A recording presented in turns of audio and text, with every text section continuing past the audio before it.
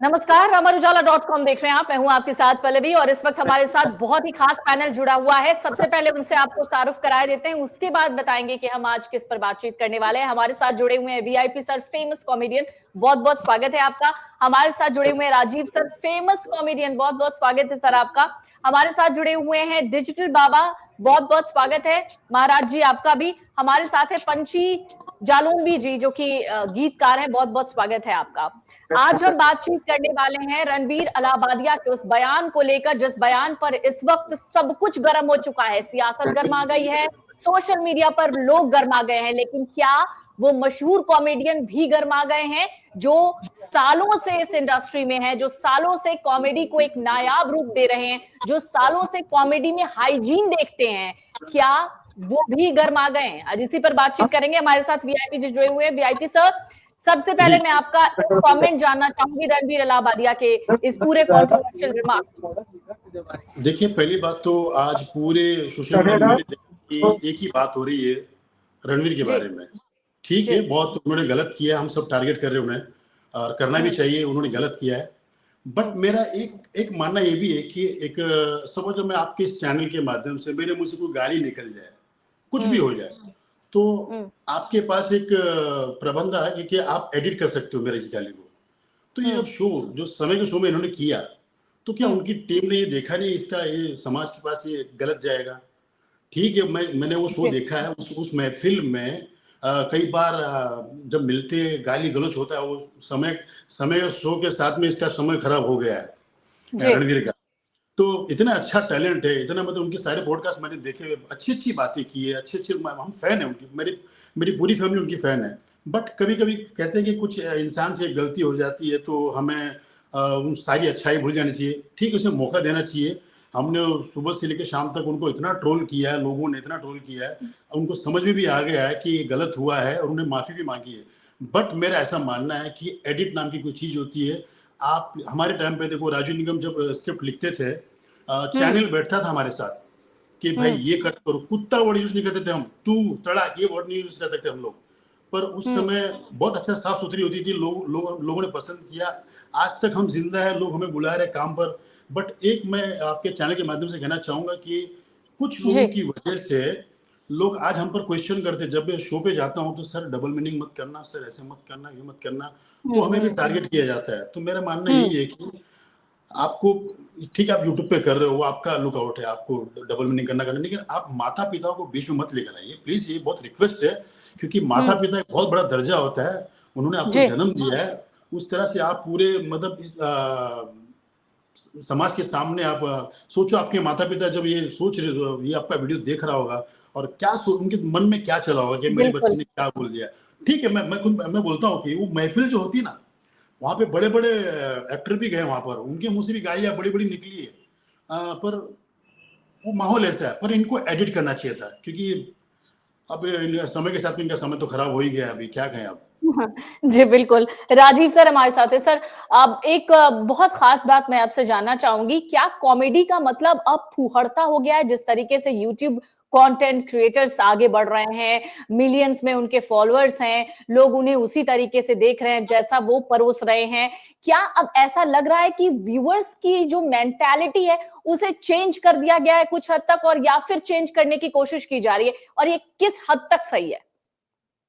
देखिए, वार्ता जो है वो अगर हम देखें गौर से तो समाज के हर हिस्से में आई है। लेकिन क्या है कि जब कोई पकड़ लिया जाता है, जो हाईलाइट हो जाता है, उसके बारे में चर्चा होती है। अगर आप वार्ता देखें, आज हम फेसबुक देखते हैं या दूसरे किसी ऐप में देखते हैं, तो अचानक ये स्वाइप करते करते अचानक कोई पोर्न वीडियो आ जाता है, अचानक कोई एकदम बहुत गंदी सी बात आ जाती है, अचानक कोई गंदी सी रील आ जाती है।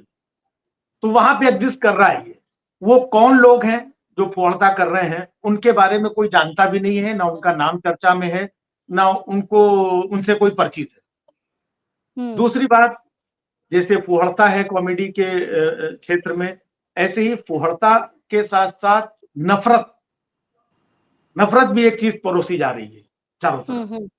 तो चाहे नफरत हो या फुहड़ता हो, इन सारी चीजों को समाज में स्थान नहीं देना चाहिए।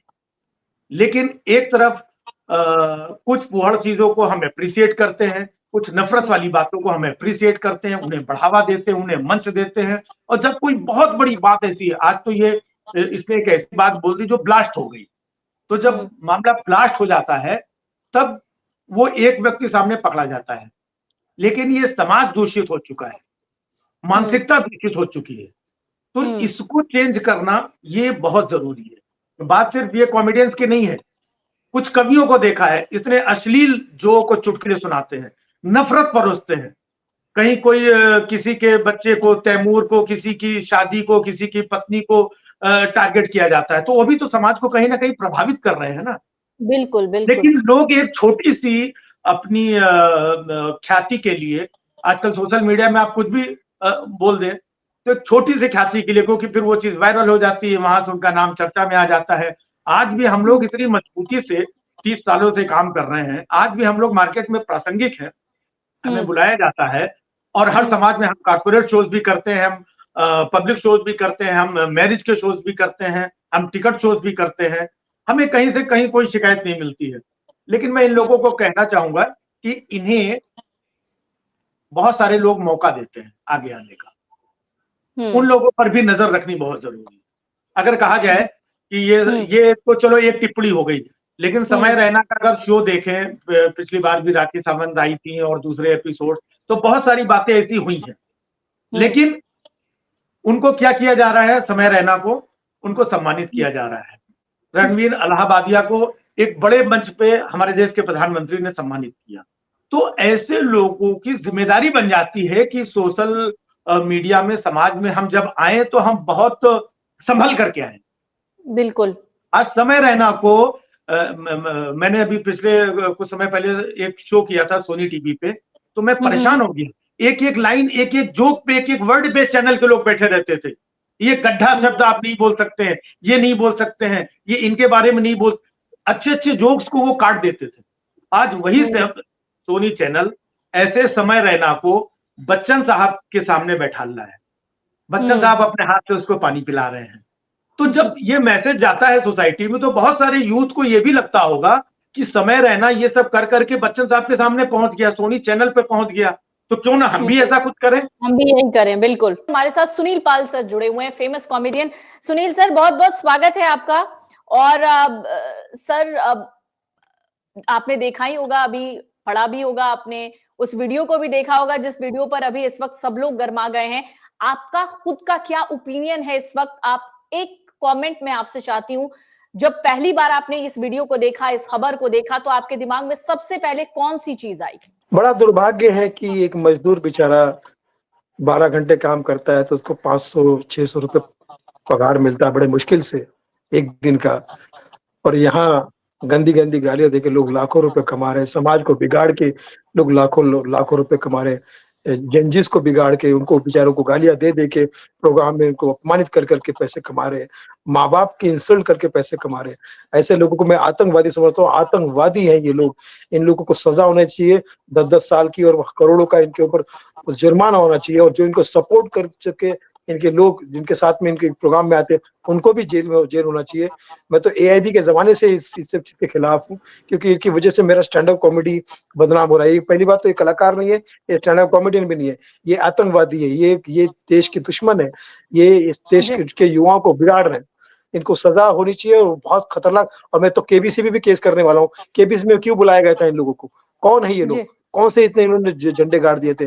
केबीसी में बुलाकर एक ऐसा शो जो पूरा परिवार देखता है बैठ के, ऐसे शो में इनको बुलाया जाता है जो मेहनत करते, जो करण जौहर के खिलाफ भी मैं कुछ करने वाला हूँ, क्योंकि एआईबी में क्यों गया था वो गधा, उल्टी सीधी बातें कर रहा था, उसको भी उल्टा लटका के मारना चाहिए। और जो लड़कियां जाके वहां पर जो गालियां दे रही है, उन लड़कियों को महिला पुलिस ने पकड़ के उल्टा लटका के मारना चाहिए, क्योंकि ये महिलाओं का अपमान, हमारे देश में महिलाओं को देवी समझा जाता है, और ये जाके और लड़कियां इतना अभद्र शब्दों का इस्तेमाल करती है, इनको शर्म आनी चाहिए। औरत होने के नाम पे कलंक है ये लड़कियां। जी, बिल्कुल। अब मैं आपकी बातों से समझ सकती हूँ सुनील सर कि आप वाक़ई ये बहुत गुस्से वाली बात हो जाती है जब हम इस तरीके के वीडियो देखते हैं, क्योंकि हमारे भी बच्चे हैं, हम भी अभी तो हम चलिए एक ऐसे एज में हैं, लेकिन जो छोटे-छोटे बच्चे हैं, जो अभी स्कूल कॉलेजेस में पढ़ रहे हैं, उनकी मानसिकता पर क्या असर पड़ेगा? वाक़ई जब हम इस तरीके के वीडियो देखते हैं, तो यही सोचने लगते हैं और जो आपका एंगर है सर, वो यही दिखा रहा है। लेकिन सर क्या लगता है आपको जितना हम डिजिटल होते जा रहे हैं, उतना ही ये सारी चीज़ें हावी होती जा रही हैं सोसाइटी पर और ये कैसे ठीक हो सकता है?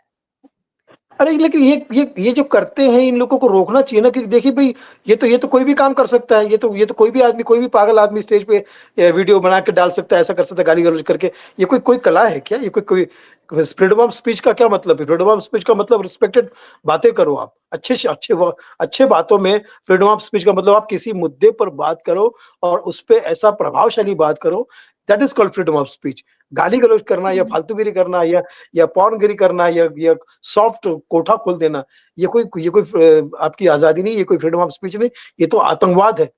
आतंकवादी भी कल को बोलेगा कि भैया मेरे को तो फ्रीडम ऑफ स्पीच, मुझे तो फ्रीडम, मैं तो आजाद देश का नागरिक हूँ, मैं कहीं भी बम फोड़ सकता हूँ। ये कह सकता है क्या वो? यूट्यूब जैसे पब्लिक डोमाइन पर आप कैसे ये बात कर सकते हैं? पब्लिक यूट्यूब चैनल जो है हर किसी के हाथ में होता है। केबीसी वालों को शर्म आना चाहिए, जो उनके जो क्रिएटिव हेड है, जो नशा करके गजड़ी नशेड़ी जो ऐसे लोगों को बुलाते हैं। क्यों बुलाते हैं भाई? पब्लिक की तरफ में क्या मैसेज पहुंचेगा कि गाली गलौज करना चाहिए यहाँ पहुंचने के लिए? ये जितने लोग हैं कि जो बिग बॉस ये वो ऐसे प्रोग्रामों में इनको जो कलंकार लोगों को बुलाया जाता है और देश को कलंक करने वालों को, इनको अगर यहाँ पे अगर ऐसा ऐसा मौका मिलता है, तो आज हमारे देश की पीढ़ी क्या सीखेगी, क्या करेगी? मेहनत करके कौन आगे बढ़ना चाहेगा? हर लड़की इसी तरह गंदी-गंदी बातें करेगी, हर लड़का इसी तरह से करके, और उसको लगेगा केबीसी में बुलाया जाएगा, बिग बॉस में बुलाया जाएगा, लल्लन टॉप इंटरव्यू में बुलाया जाएगा। तो कोई ना कोई इस तरह से शॉर्टकट, तो जब तक 10-10, 20-20 साल की सजा नहीं होगी, जब तक करोड़ों का फाइन नहीं होगा, जब तक इन लोगों को मारा नहीं जाएगा पकड़ के जूतों चप्पलों से, तब तक ये सुधरने वाले नहीं है और इनसे सबक जनता नहीं लेगी। थैंक यू सर, आप हमारे साथ जुड़े, आप अपना बेशकीमती वक्त आपने साझा किया। हमारे साथ डिजिटल बाबा भी इस वक्त जुड़े हुए हैं। उसके बाद मैं वीआईपी सर के पास जाऊंगी, फिर राजीव सर के पास जाऊंगी। दो बहुत अहम सवाल है। डिजिटल बाबा के पास चलते हैं। डिजिटल बाबा, आप खुद भी डिजिटली बड़ी एक्टिव रहते हैं, ऐसे में मैं आपसे सिर्फ एक छोटा सा सवाल जानना चाहती हूँ कि जब आप भी अपना यूट्यूब स्क्रॉल करते होंगे या इंस्टाग्राम स्क्रॉल करते होंगे या फेसबुक स्क्रॉल करते होंगे, तो बहुत सारे ऐसे वीडियोज या बहुत सारे ऐसे सीन्स आपको दिख जाते होंगे। उस वक्त आप क्या करते हैं?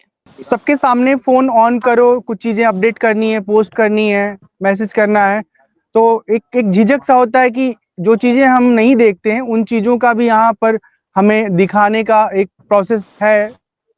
किस वजह से है, कैसे है, वो इंटरनेट की अपनी भाषा या उसका अपना पैटर्न है, पर बहुत बहुत अटपटा लगता है। और मैं सिर्फ इतना ही कहना चाहता हूँ कि जहां कहीं कुछ गलत हो रहा है, अगर हम सब लोग मुखर होकर के उसको रिपोर्ट करते हैं, उस पर प्रतिक्रिया देते हैं और उस चीज को कंज्यूम करने के लिए नहीं बल्कि उसका बाइकआउट करते हैं, तब हो सकता है सामने वाले के मन में एक भय हो कि उन चीजों को हमें नहीं परोसना है जिन चीजों से समाज में हमारी निंदा होगी या समाज में हमें नुकसान होगा।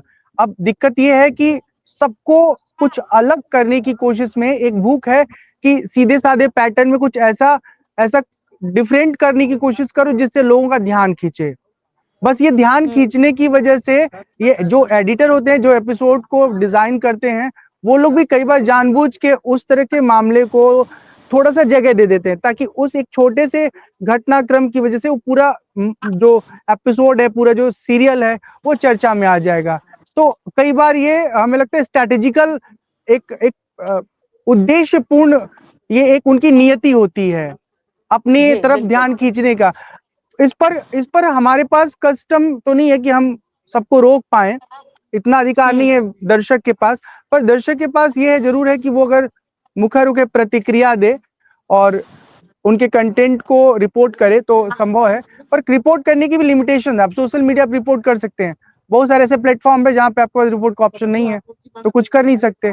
हाँ, ये जरूर एक बात मैं कहना चाहता हूँ, जिसमें अध्यात्म के क्षेत्र से आता हूँ, मुझे लगता है कि जो हमारे घरों में बच्चों को हम बचपन से माहौल दे रहे हैं, उसमें अगर उनका हम सुपरविजन कर रहे हैं, उनका निरीक्षण कर रहे हैं, उनका व्यवहार देख रहे हैं, वो क्या कंज्यूम करें, और मौलिकता अगर उनके जीवन में हम भर के रखे हुए हैं, तो रणवीर जैसा काम वो बच्चा बिल्कुल नहीं करेगा जो बच्चा अपने संस्कार से जुड़ा हुआ है।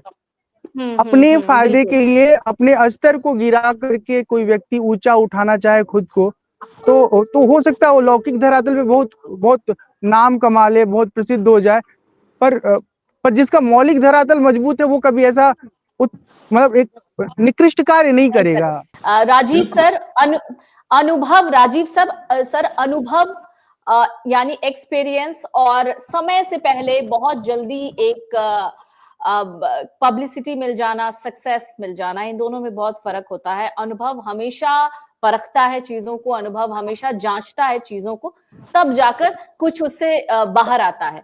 लेकिन जब समय से पहले और सब कुछ आसानी से मिल जाए तो शायद कुछ भी निकल जाता है मुंह से। तो क्या आपको लगता है कि जितने भी नए कलाकार हो, चाहे वो स्टैंड अप कॉमेडियन ही क्यों ना हो, सिर्फ रणवीर अलाहाबादिया की बात नहीं है, सिर्फ समय रैना की बात नहीं है, और भी ऐसे कंटेंट क्रिएटर्स हैं जिनके नाम भुवन बाम, आशीष चंचलानी, बहुत से ऐसे यूट्यूबर्स हैं जो इस तरीके के शब्दों का इस्तेमाल करते हैं और लोग इसे देखते भी आ रहे हैं। आज तक ये इनके व्यूज खत्म नहीं हुए, आज तक इनके सब्सक्राइबर्स कम नहीं हुए, आज भी बड़ी संख्या में इनको लोग देखते हैं और सब्सक्राइब करते रहते हैं। क्या सच में इतना आसान है इस चीज से बाहर निकल जाना? नहीं, आसान तो नहीं है बाहर निकलना, और बाहर निकलने की बहुत ज्यादा जरूरत भी नहीं है। ये लोगों ने कुछ ज्यादा ही ये लिमिट को क्रॉस कर दिया। अदरवाइज एक फ्रीडम ऑफ स्पीच है, लोग बोलते रहे, और बहुत सारे जो नए नए यूट्यूबर्स हैं सारे गालियां या गंदगी ही नहीं कर रहे हैं। बहुत सारे लोग ऑब्जर्व करके अच्छा अच्छा कंटेंट भी ला रहे हैं, अच्छा कंटेंट भी परफॉर्म कर रहे हैं। बट ये यूथ है, यूथ में जब 4 लोग 10 लोग बैठते हैं कॉलेज में या हॉस्टल की लाइफ जो होती है, वहां पर उनका एक अपना लिंगो होता है ना, तो वहां तक तो ठीक है, चलो एक फ्रीडम ऑफ स्पीच और यूथ और चीजें। लेकिन ये जो इन्होंने लिमिट क्रॉस की है, आज इसकी वजह से ये मामला चर्चा में आया है। हम लोग बात करते हैं, मैं पॉलिटिकल सटायर करता हूँ, शुरू से मैं करता आया हूँ, और बहुत सारे मुद्दों पे बात करता हूँ। बहुत सारे मुद्दों पे मैं सत्ता से भी सवाल करता हूँ, कोई भी देश में इश्यू होता है उस पर मैं अपनी बात रखता हूँ। तो ये वो लोग हैं कि बहुत सारे लोग जब देश के कोई मुद्दे हैं या जरूरत है, वहां पर बोल सकते हैं कि स्थिति में नहीं। लेकिन यहाँ पर आकर के क्या हम लोग भी आज बहुत सारी जगह क्रिटिसिज्म भी मुझे झेलना पड़ता है जब हम किसी मुद्दे पे या सरकार पे सवाल ऐसा करते, लेकिन हम अपनी चीजों पे डटे रहते हैं कि हम क्रिटिसिज्म भी बर्दाश्त करेंगे, लेकिन समाज की, देश की हित की बात करेंगे, अच्छी बात करेंगे, बेहतर बात करेंगे। बेशक हमें थोड़ा संघर्ष करना पड़ेगा, क्योंकि हम लोग संघर्ष करके यहाँ तक आए, तो हमें संघर्ष करने से कभी कोई डर नहीं लगता है। लेकिन ये वो लोग हैं जो बिना संघर्ष किए उनको ऐसा लगता है कि कुछ ऐसा बोल दो, कुछ ऐसी एक्टिविटीज कर दो जिससे हम चर्चा में आए। तो मैंने यही बोला, क्या होता है कि जब आज इन दोनों ने बोल दिया ये शो की एक चर्चा हो गई, लेकिन चर्चा उस कवि की भी होनी चाहिए जो समाज में नफरत बोल रहा है। मैंने पहले भी बोला था, चर्चा दूसरे यूट्यूबर की भी होनी चाहिए जो गालियां दे रहा है, चर्चा उसकी भी होनी चाहिए जो फेसबुक पे गंदी रील सडनली जिसकी आ जाती है, उन लड़कों की जो छोटे छोटे मतलब अंडर 18 बच्चे पता नहीं क्या क्या कंटेंट बना के फेसबुक में आप स्वाइप करते हैं, सडनली आ जाता है। तो बात सिर्फ इन दोनों बच्चों की नहीं है कि समय रैना ने और रणवीर ने क्या बोला, इन्होंने बोला तो इसी वजह से ये मामला चर्चा में आया है। हमें सिर्फ इन दोनों को टारगेट नहीं करना है, अगर किसी बात पे चर्चा करना है तो हमें ओवरऑल चर्चा करनी होगी, पूरी कम्युनिटी पे जो इस तरीके के शब्दों का इस्तेमाल करते हैं। बिल्कुल बिल्कुल, तो इस पे हमें ध्यान देना होगा। कई बार क्या होता है कि हमने पैरामीटर बना लिए है ना, कि अभी बहुत सारे लोग जो इनका फेवर करने वाले भी लोग हैं, नहीं बोल दिया है तो फ्रीडम ऑफ स्पीच है, ठीक है, थोड़ा सा ऐसा हो गया तो तुम लोग तो सीनियर हो गए यार, तुम्हारे जमाने की कॉमेडी अलग थी, ये नए जमाने। तो हमें अच्छी बात को रखने के लिए क्रिटिसिज्म भी मिलता है। ऐसे ही जब हम पॉलिटिकल बात करते हैं तो वहां पर भी हमें क्रिटिसाइज करने वाले लोग आते हैं, या दूसरी करते हैं तो वहां पर भी।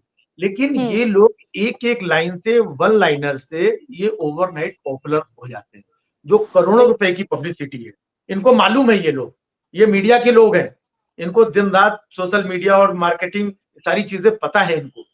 ये लोग भी इतने, ये जैसे ये दिख रहे हैं एक्चुअली ऐसे है नहीं, ये लोग ऐसे नहीं है। ये दूसरा अच्छा काम भी करते हैं, अच्छा तो नहीं कहेंगे, लेकिन अपने लेवल का काम इन्होंने दूसरा भी किया है। और पूरा 1.5 घंटे का एपिसोड होता है, 1.5 घंटे के एपिसोड में सिर्फ गंदगी, गाली गाली, गंदगी, माँ बाप और तेरा ऐसा यही नहीं बोलते हैं, बहुत कुछ बोलते हैं। लेकिन ये कुछ हुक लाइन्स, कुछ प्रोमोस, कुछ ऐसी चीजें, जैसा वीआईपी ने बोला कि अगर बाइक लोग निकल भी गया था तो एडिट आपके हाथ में है, आप उसमें एडिट कर दीजिए। लेकिन उन्होंने टेबल पे बैठ के देखा, ये सब नए नए यूथ लड़के बोले यार वहां पर भी लोग मस्ती कर रहे होंगे टेबल पे, किसी ने बोला भी होगा इसको काट दे, अरे छोड़ दे यार यही लाइन तो क्लिक करेगी यार, मारना इसको। दूसरा बोल रहा अरे यार कुछ ज्यादा हो जाए, छोड़ दे, काहे का ज्यादा, तू काहे का डर, चल डालना। ऐसे करके दोस्ती यारी मस्ती में इन्होंने इस लाइन को निकाल दिया। इसलिए हर जगह एक सुपरविजन की टीम होती है। अब मैं इतने सारे शोज मैंने लिखे, अभी पीछे शो डायरेक्ट भी किया, उसके ऊपर चैनल का ईपी होता है, एसएमपी होता है, जो सारी चीजों को इनके पास कोई नहीं है। इन्होंने जो मुंह से बोला, जो बका 4 लोगों ने, और उसमें से कोई 1-2 लाइनें ऐसी निकल गई और उसी का अपना प्रोमो काट करके ओटीटी पर भी यूट्यूब चैनल ही चला रहे हैं। बेसिकली बस यही बात है कि ओटीटी पर भी यूट्यूब चैनल ही चल रहा है, क्योंकि ओटीटी पर फिल्ट्रेशन नहीं है उस पर। शुरू से ही मैंने देखा है, सबने देखा होगा कि वहां भी कुछ भी चलता है, तो शायद एक बढ़िया प्लेटफॉर्म मिल गया इनको और इसलिए शायद ये चीजें बाकी का मैं मॉरल पुलिसिंग की भी बात नहीं कर रहा हूँ। बहुत सारे लोगों को बहुत सारा बोलने की स्वतंत्रता होनी चाहिए, फ्रीडम ऑफ स्पीच होनी चाहिए, बोलते कहीं ऐसा ना हो कि इन लोगों के चक्कर में ओवरऑल फ्रीडम ऑफ स्पीच पे कैची चल जाए। जो हम बहुत सारे लोग जो अच्छी बातें इश्यूज पे, मुद्दे पे बोलते, नहीं इनका भी हटाओ, इनका भी चैनल बंद करो, उसका भी बंद करो, ये बहुत बोलता है, वो बहुत ऐसा करता है, तो डर उस बात का रहता है। जैसे वीआईपी ने बोला कि अब हम लोग कहीं शो पे जाते हैं तो हमें आकर के ऑर्गेनाइजर बोलता है तो कोई यहाँ पे कोई ऐसा वल्गर, अरे यार हम लोग 25, 30, 40 साल से काम कर रहे हैं, आज तक किसी ने नहीं बोला, लेकिन इन लोगों की वजह से, इनके डर की वजह से ऑर्गेनाइजर हमें भी आकर के बोलता है, हमें सुनने में अच्छा नहीं लगता है। तो इनके डर से समाज के दूसरे कलाकारों का, लेखकों का, परफॉर्मर्स का, उनका भी नुकसान नहीं होना चाहिए, ये भी देखना है। बाकी आज ये चर्चा आज सामने आई है और इससे उम्मीद करता हूं कि बहुत सारे जो यूट्यूबर्स हैं, न्यू कमर्स हैं, उनको एक थोड़ी सी अकल आएगी, समझ आएगी। हाँ तो बिल्कुल। अब जी इस वक्त अच्छा गीतकार पंछी जालूनवी जी भी जुड़े हुए हैं। पंछी जी, चूंकि आपने 10 बहाने करके ले गए दिल भी लिखा है गाना, काफी फेमस गाना, आज भी जो यंगस्टर है उस गाने को गुनगुनाते हैं। लेकिन सर फिर से वही सवाल है मेरा कि आखिरकार अब इन चीजों पर लगाम लगाने के लिए आप खुद क्या सोचते हैं कि कौन से एक्शंस लिए जाने चाहिए? क्योंकि सिर्फ हैशटैग ट्रेंड कर देने से कुछ नहीं होता कि फलाने शो को बायकॉट करो या फलाने यूट्यूबर को बायकॉट करो। क्या ऐसे एक्शंस लेने जरूरी हैं जो वाकई समाज में एक बदलाव लाएं? जी नहीं, वीआईपी की बात बहुत दुरुस्त है। वीआईपी ने कहा कि हम ही बढ़ावा देते हैं, तभी तो उसने पहली गाली दी होगी ना चैनल पे। बिल्कुल। कभी तो उसने कोई ऐसी अभद्र बात कही होगी जो सीधा हमारे संस्कारों पर अटैक कर रहा होगा, कभी तो कोई ऐसी बात। तो शुरुआत में हम इन पर नकेल कसने में नाकाम क्यों हैं? मैं जो भी एडमिन है जो इंटरनेट और यूट्यूब पर इस पर जिसके पास भी इसका कमांड है, उस शुरुआत में कुछ लोग तो यहाँ पर सिर्फ आलोचना से बड़े हो जाते हैं। मैं अभी बैठे बैठे वही सोच रहा था कि ये बंदा तो आलोचना से और बड़ा हो गया होगा। पब्लिसिटी मिल गई। कितने लोगों का विचार ही यही होता है कि कुछ ऐसा करो यार कि कंट्रोवर्सी हो जाए। तो हमें इस तरह के लोगों को इग्नोर करना चाहिए, तो बहुत ज्यादा आलोचना से भी बचना है, क्योंकि ये उससे और बड़े होते हैं, यही उनका थॉट होता है। हम तो राइटर्स, हमारे बहुत सीनियर राइटर है नेदा फाजली साहब, आप लोगों ने नाम सुना होगा। उनका एक शेर पेश कर रहा हूं मैं। घास पर खेलता है एक बच्चा, पास बैठी माँ मुस्कुराती है, मुझको ताज्जुब है कि ये दुनिया क्यों काबा और सोमनाथ जाती है। वाह। तो माँ का ये दर्जा हम बचपन से सुनते आए हैं, और आज जो हम सुन रहे हैं तो ये यकीनन हर माता पिता से प्रेम रखने वाले हर व्यक्ति पर की ये ड्यूटी है कि वो इस चैनल को अनफॉलो करे, अनसब्सक्राइब करे। जाते जाते मैं आप सबसे ये आग्रह करना चाहूंगी कि आप सबको लाखों करोड़ों लोग फॉलो करते हैं, हमेशा आपके पोस्ट देखते रहते हैं, तो प्लीज आप सब अपने अपने पोस्ट से जरूर कुछ ऐसा मैसेज लिखिएगा ताकि लोग कम से कम जागरूक हो जाएं, जो यंगस्टर हैं वो कम से कम सीखें और समझें। जहां तक बात रही ये जिस तरीके का चल रहा है माहौल, शायद आने वाले दिनों में सुधर जाए और हमें सिर्फ आप लोगों से ही उम्मीद है। बहुत बहुत शुक्रिया सर आप सभी लोगों का हमारे साथ जुड़ने के लिए, बहुत बहुत शुक्रिया। अमर उजाला जीवांजलि के सारथी की मदद लें और महाकुंभ में स्नान जरूर करें।